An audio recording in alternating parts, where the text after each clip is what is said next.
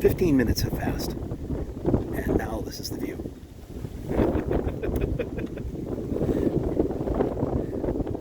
Still windy.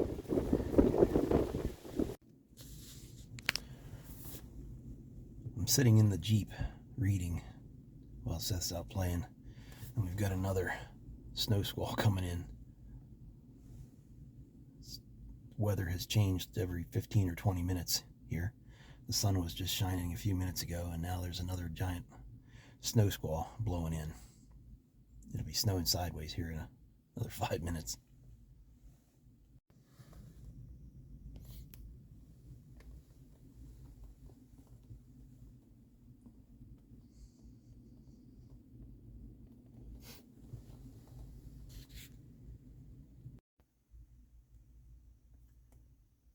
And another 10 minutes have passed.